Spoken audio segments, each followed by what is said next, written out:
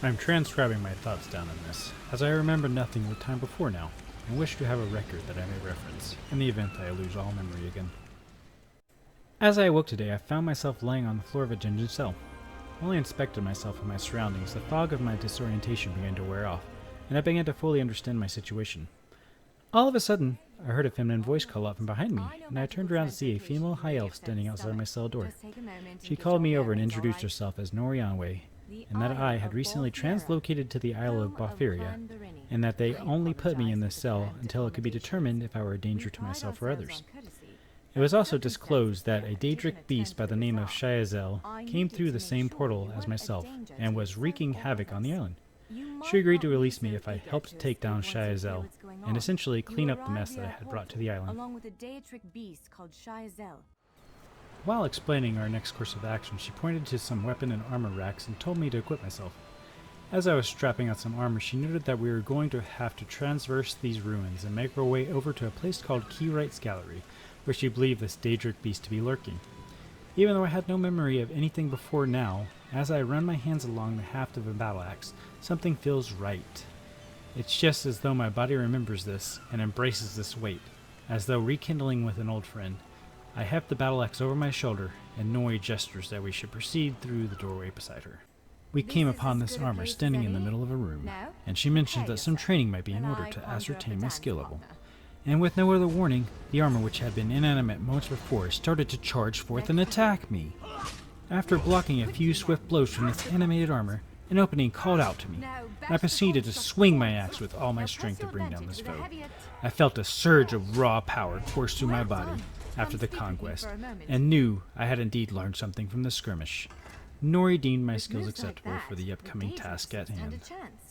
Proceeding through the dimly lit corridors of the ruins, I ended up running into a creature which Nori explained was a golem being controlled by Shayazel, and that it might be advantageous to avoid the construct altogether. Try as we might, I drew the creature's attention, and I began to give chase. I was forced to confront the fiend head-on while Nori worked on opening the door that led out of the ruins. I dispatched the foe with relative ease, to which Nori noted that there were many more in the courtyard ahead that we must go through to get to the gallery. Nori finally got the door open, and I was overwhelmed by the bright light and the fresh air of the outside world, having spent this entire time in these depressing corridors. Unfortunately, the elation was short-lived. As we began to cross the clearing, a myriad of golems and wild beasts blocked our path, and we were forced to engage. While there was a desire to linger in the beautiful area, we had a job to be about, so we proceeded toward the door which led to the gallery. Once inside the gallery, Nori ran off ahead while I explored the many crates located around the dimly lit room. Unfortunately, there was nothing of any real use located amongst the dust and debris, so I proceeded to ascend the stairs which Nori had sprinted up. A distraught Nori was examining a crystal-like structure atop a stone pillar in the middle of a tiny room. Noting the perplexed look on my face, she explained that this device was called a sky shard. She pointed to a crack that ran through the crystal and stated that it was likely damaged by the energy of the portal that brought me here. Without the use of this device, we could not proceed further into the gallery. As neither of us had a knowledge on how to repair such a device, we were going to have to procure a replacement. She mentioned that she knew that there should be another sky shard in a vault to the south, and that we should go there with haste. We rushed out of the gallery and through the clearing straight into the vault with no barriers. We were only greeted by dust motes and more flickering candlelight, which had been constantly plaguing us. And yet, there was something new. Near the back of the room, on a pedestal, a soft bluish white glow emanated, which I determined to be the sole reason for our visit. A sense of dread began to seep into my bones as I approached the crystal. The sharp crack of stone being ripped apart radiated through the room as the middle gargoyle started to claw its way from its eternal slumber.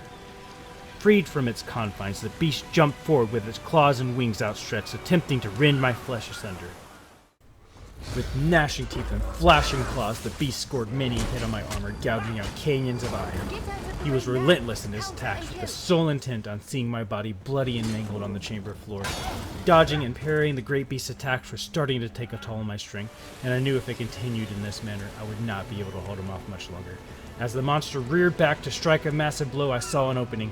Fearing I might not get another chance, I swung my great axe with all my might and buried it deep in his chest.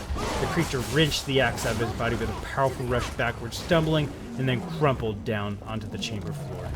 Unsure if it was dead or not, we proceeded with caution, but saw that it moved no more. Whether this dread thing was ever alive or bespelled, we will never know, as once we assessed it was safe to proceed, we ventured forward to claim our prize. As I went to claim the Sky Shard, without warning, a blast of energy shot forth from the Sky Shard and into me, using my body as a vessel. Unsure of what just happened, or if the energy absorbed inside me would dissipate, Nori and I rushed back to the damaged shard, preventing us from proceeding into the gallery.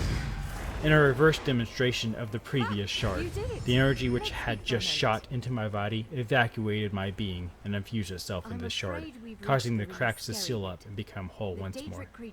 The path forward was now open to us. Nori pulled me aside and suggested that we be fully prepared before we enter into the next chamber, for this is where she believed Shayazel to be lurking. We took stock of our provisions and checked to ensure our gear was in order, and opened the great stone doorway. The moment we proceeded through the doorway, Shayazel was upon us. While the battle against the stone gargoyle was rough, this battle pushed me to the very limits of my capabilities. Balls of lightning shot from her hands, and electricity shot into my armor and through my muscles, causing me to lose control of my limbs. Enraged by my attempts to cleave her with my axe, the Daedric beast collected massive amounts of energy and slammed to the ground with her mighty fists. Unable to react to the attack fast enough, I was thrown to the ground and unable to move. Thinking quickly, Nori used her magicka to draw Shayazel's attention, giving me a precious few moments to regain my strength and composure. Although it might seem cowardly, with her attention focused on Nori, I ran up behind the Daedric beast and cleaved her head from her body. I did not want to give her any room for a counterattack, as I felt I could not survive another onslaught. Follow me.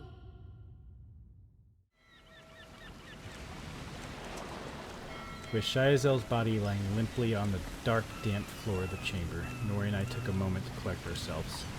After we caught our breath, we proceeded into the gallery proper to see what the great Daedric beast was guarding. The musty aroma of books long forgotten permeated the air, and further in, a great pillar drew our attention. Nori rushed forward into the Q-Right gallery, and I followed closely on her heels. As if bespelled, we both were drawn toward this giant center pillar which appeared to be crumbling apart from the power within. As the awe of this room began to wear off, I noticed on the outer wall of the room there were some stone arches with what appeared to be tapestries covering their openings. Nori enlightened me, stating these doorways were actually portals to different locations around Tamriel, and that somehow the gallery has chosen me to do great works. She noted that all of Tamriel is now in turmoil, and that with these portals accessible to me, I could do much to help in any area. I asked her if she had any advice. She told me that the choices going forward were entirely my own, and that she did not want to adversely affect my travels. I noted the look on her face and asked if she were going to continue traveling with me, and she said that she had other errands to be about, and that we must split ways.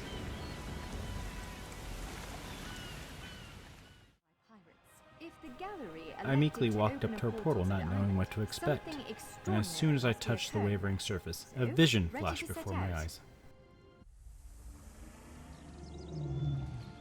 We submit to your will and call forth the chains of cold. They're performing a ritual, preparing the way for a dark anchor.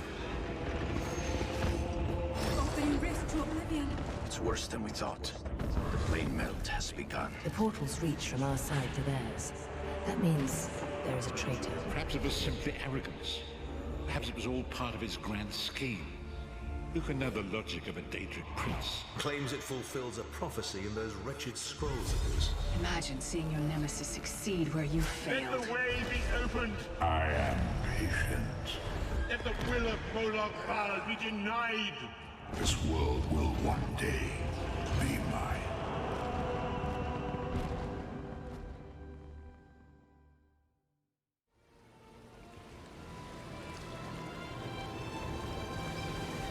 Whether the vision was a long-forgotten memory or a foretelling of events to come is still uncertain. The vision began to fade, and I found myself standing on a pier. I did not know where I was, nor what it was I was supposed to do here, but I needed a moment to recollect myself and make sense of my surroundings. I will catalog my thoughts again when I am able. Dagio and Dante.